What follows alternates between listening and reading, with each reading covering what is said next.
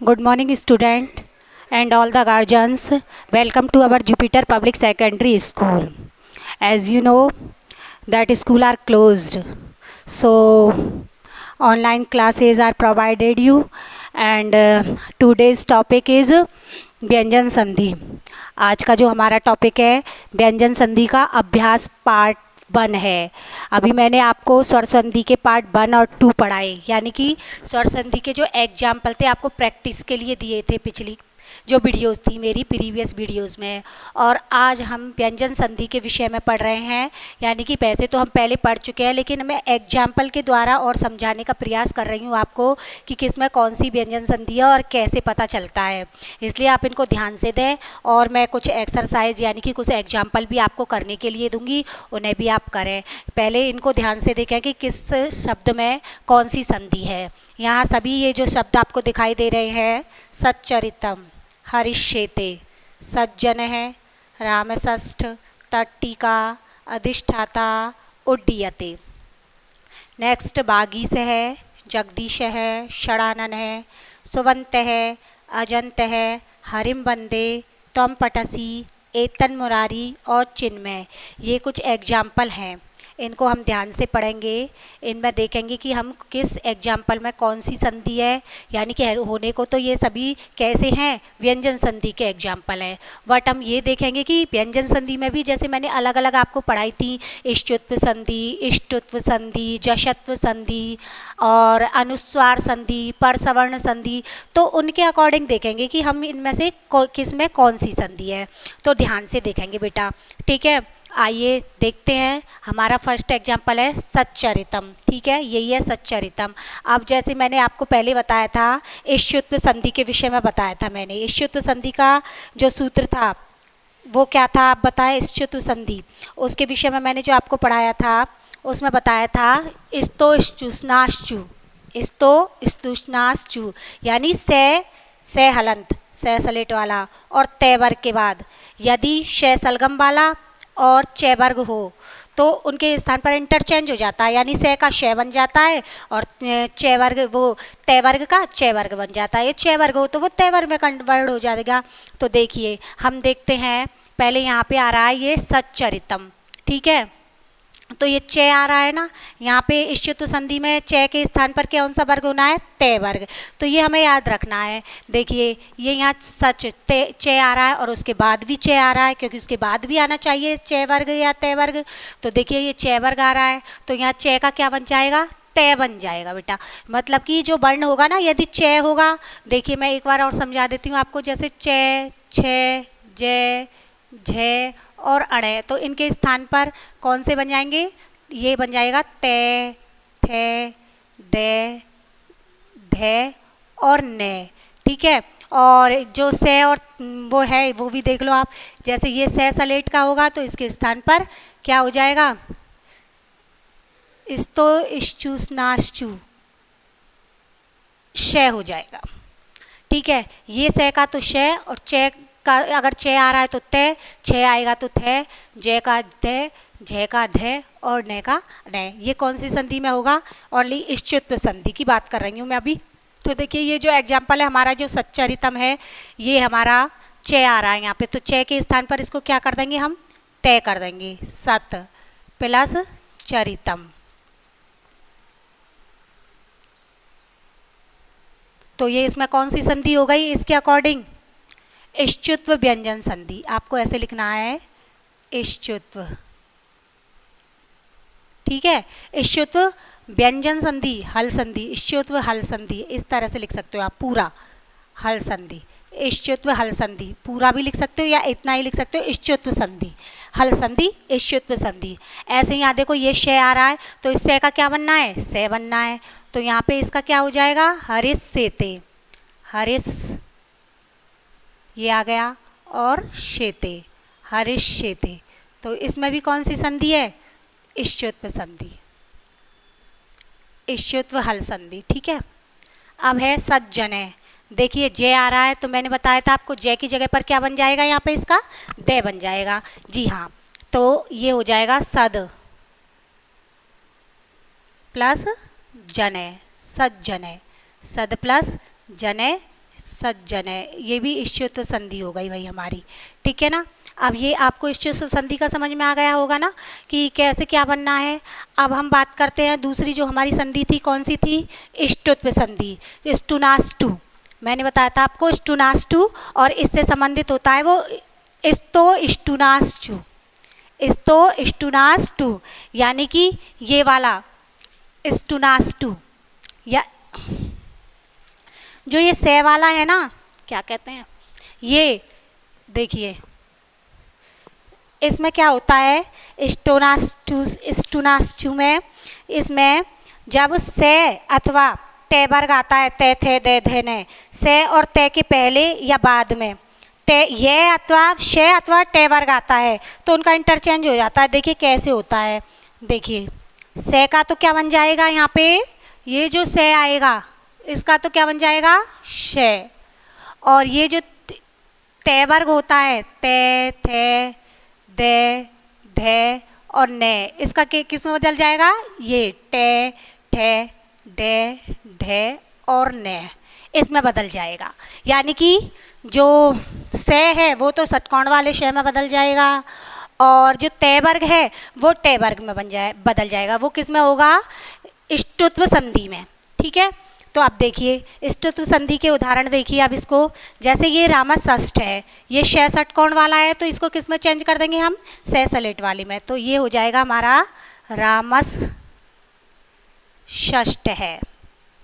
और इसमें से का हमने चेंज किया है ना, शे का चेंज किस में किया है हमने, से सलेट वाले में, इसलिए इस वाले का चेंज किया है शे का, इसलिए यहाँ कौन सी है, इष्टुत्व संधि होगी। ये कौन सी संधि होगी हमारी, ये इष्टुत्व संधि होगी।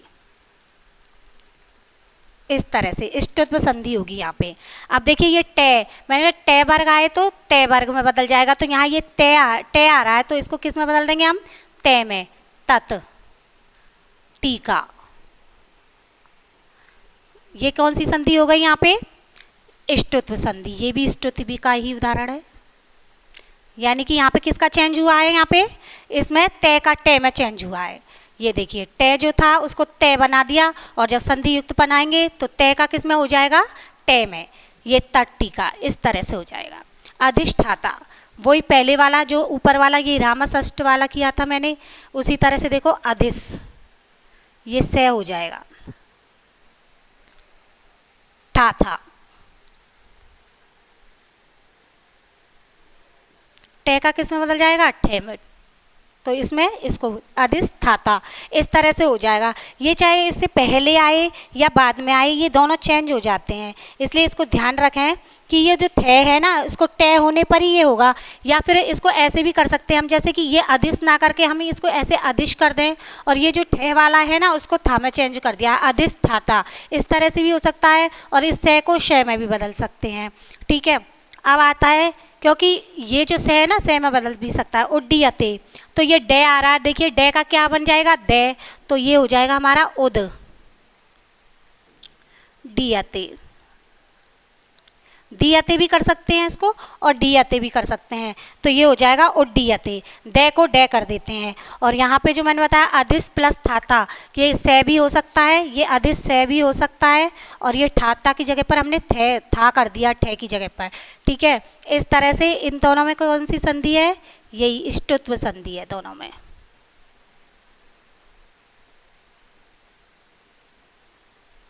अब हमने इसमें व्यंजन संधि में थर्ड संधि पढ़ी थी, जशत्व संधि बेटा। जशत्व संधि का सूत्र झलाम जशो अंते, ठीक है। तो उसमें देखिए पदांत जो झल होता है, प्रत्यंतर्गत वर्ण जो आते हैं उसमें वर्ग का पहला, दूसरा, तीसरा और चौथा वर्ण होता है, और शय से और है होते हैं, तो उनके स्थान पर जस प्रत्याहार होता है, जब गण दस। देखिए कैसे होता है, ये भी आप समझ लीजिए कि वर्ग का पहला, दूसरा, तीसरा और शय से है होते हैं। ये देखो वर्ग का पहला, दूसरा, तीसरा, चौथा वर्ण प्लस क्या होते हैं, शय से और है, ये होते हैं सभी वर्ण, और इनके स्थान पर क्या हो जाता है, जबगण दस हो जाता है। झल के स्थान पर क्या हो जाता है, जबगण दस, यानी कि ये तो हो गया झल, और झल के स्थान पर, या फिर इस तरह से याद रख लो आप प्रत्याहार के अकॉर्डिंग कि ये झल है और इसके झल के स्थान पर ये जश प्रत्याहार हो जाएगा, जबगण दस। ये जय वे गे डे दे और शय, ये हो जाता है। तो अब देखिए ये जो सूत्र है इसके अकॉर्डिंग कैसे होगा, यहाँ पे देखिए इसको बागीश, ये गे आ रहा है, कै खे गे, यानी कि तृतीय वर्ण आ रहा है ये, तो तृतीय वर्ण के स्थान पर कौन सा वर्ण हो जाएगा, ये देखिए यहाँ पे कि जो जिस वर्ण का है ना ये उसका ही प्रथम वर्ण हो जाएगा। देखो बाक प्लस ईश है, बागीश है, इस तरह से। अब इसमें कौन सी संधि है, जशत्व संधि। और क्यों है ये जशत्व संधि, क्योंकि ये देखो जय वे गे डे देश है, ये आ जाएंगे वर्ण, तो इसमें इंटरचेंज हो जाएगा, ये जश हो जाएगा। तो यहाँ पे ये बागीशय में जशस्व संधि होगी। कै को अपने ही वर्ग के तृतीय वर्ण में बदल देते हैं, कै वर्ण जो होता है उसको अपने वर्ग के ही तीसरे वर्ण में बदल देते हैं, ये आप इसको ध्यान रखेंगे, ठीक है। अब जैसे दूसरा है जगदीश, तो ये देखिए गे आ रहा है, तो इसका क्या हो जाएगा, ये गे यहाँ ये दे आ रहा है, जगदीश, तो ये ते थे दे, तो ये तृतीय वर्ण हो रहा है, तो इसके स्थान पर क्या हो जाएगा, अपने ही वर्ग का प्रथम वर्ण हो जाएगा, जगत प्लस ईश है। तो ये कौन सी संधि हुई, जसत्व संधि। अब ऐसे इसको देखो डे आ रहा है, टे ठे डे, तो ये पहला हो जाएगा अपने वर्ग का, षट प्लस आनन है, षट आनन है, ये भी हो गया, कौन सी संधि में आ गया, जशत्व संधि में बेटा, ठीक है। अब सुबंत अजंत, ये भी देखिए इनको, तो ये पे फे बे, तो ये पहला किस में आ जाएगा, अपने वर्ण के में, सुप प्लस अंत है। तो आप है ना इसको याद रखने के बजाय, इसको याद रखने के बजाय आप ये बात भी याद रख सकते हो कि इसमें प्रथम भाग हो जाएगा, यानी कि जो भी वर्ण का तीसरा चौथा या पांचवा वर्ण आ रहा है ना, उसकी जगह पर उसके वर्ग का पहला वर्ण हो जाएगा, जिस तरह के कि यहाँ पे बताया है मैंने आपको, ये जशत्व का ही एग्जाम्पल है, जशत्व। ऐसे अजंत, तो जय चे छे जय, अच का है ये, तो चे आ जाएगा, अच प्लस अंत है, अजंत है। अब ये भी जशत्व का ही है, ठीक है, ये जसत्व संधि का ही है। अब देखिए हरिम बंदे, मैंने एक सूत्र बताया था आपको, अनुनासिक अनुस्वार जो संधि थी उसका, उसमें था मो अनुस्वार है, वो सूत्र था उसमें, मैं बुक में थोड़ा सा देख के आपको बता रही हूँ। अनुस्वार है संधि का जो सूत्र था वो था मो अनुस्वार है, यानी कि जो पंचम वर्ण होता है उसको हम अनुस्वार कर देते हैं। और पंचम वर्ण देखिए इसमें कैसे हो रहा है, जैसे हरिम बंदे, तो इसको हम पंचम वर्ण लिख देंगे इसका, हरिम वंदे, इस तरह से हो जाएगी। और ये इसमें संधि कौन सी होगी, अनुस्वार संधि, अनुस्वार व्यंजन संधि।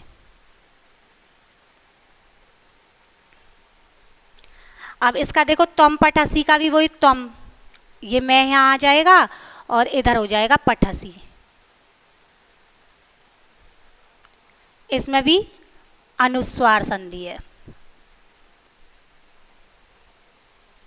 अनुस्वार संधि। एतन मुरारी, ये जो सूत्र है ये परसवर्ण संधि का है, परसवर्ण संधि परसवर्ण व्यंजन संधि का है। इसमें देखो एतन मुरारी, ये विकल्प होता है, इसमें मैंने आपको बताया था कि ये विकल्प से रहेगा, या तो ऐसा ही रहेगा या इसका चेंजेज हो जाएगा। जैसे कि एतन मुरारी है ना ये शब्द, तो इसका हम एतद, तैथद एतद प्लस मुरारी, इसको परसवर्ण भी कह सकते हैं, परसवर्ण संधि। और ऐसे ही इसमें देखो चिन्मय का चित प्लस में, चिन्मय का चित प्लस में, चिद भी हो सकता है, चिद दे, चिद भी हो सकता है, चित भी हो सकता है, और चिन्ह इसका हो सकता है चिन्ह प्लस मयम, चिन्हमयम, यानी कि परसवर्ण बाद वाला, तो ये दोनों एक जैसे हो सकते हैं, परसवर्ण होगा इसमें। तो देखिए अब मैंने आपको बताई इष्टत्व संधि, ये हो गई, ये तीनों में इष्टत्व संधि। फिर ठीक है, अब मैंने इष्टत्व संधि बताई तो इन चारों में इष्टत्व संधि हो गई है।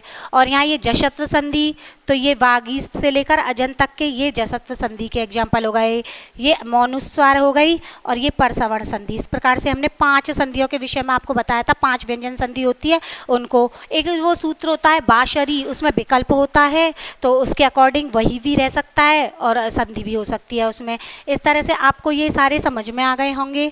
अब मैं आपको कुछ एग्जाम्पल दे रही हूँ और आप उनको करके देखना और उनके आंसर आपको मुझे कमेंट बॉक्स में देने हैं, जिससे कि आपकी प्रैक्टिस हो जाएगी कि इस तरह से हम संधि करते हैं और इसमें कौन कौन सी संधि और कैसे होती है, ये आपको थोड़ा सा समझ में आ जाएगा। तो मैं कुछ एग्जाम्पल लिख रही हूँ इधर। अब देखिए यहाँ पर ये व्यंजन संधि के मैंने आपको एग्जाम्पल करने के लिए दे रही हूँ, इनको आप लोग ध्यान से देखें और इनको आप कमेंट बॉक्स में इनके आंसर दें कि किसमें कौन सी संधि है। हल संधि लिख सकते हो और हल संधि के अलावा कौन सी हल संधि है वो भी आपको लिखना। हल संधि के तो है ही एग्जाम्पल, व्यंजन संधि के तो हैं ही ये। और एक बात और, जैसे कि एग्जाम में आप लोग इनको करते हो और यदि किसी बच्चे को ये नहीं पता चलता है कि हल संधि कौन सी हल संधि, वैसे तो आपको पता चलना चाहिए क्योंकि मैंने इस तरह से समझाया कि सबको पता चल सकता है, लेकिन फिर वी वाई दबे आप उस समय भूल जाते हो, तो आपको वो संधि ना लिख करके केवल क्या लिखना है एग्जाम में, हल संधि, ठीक है।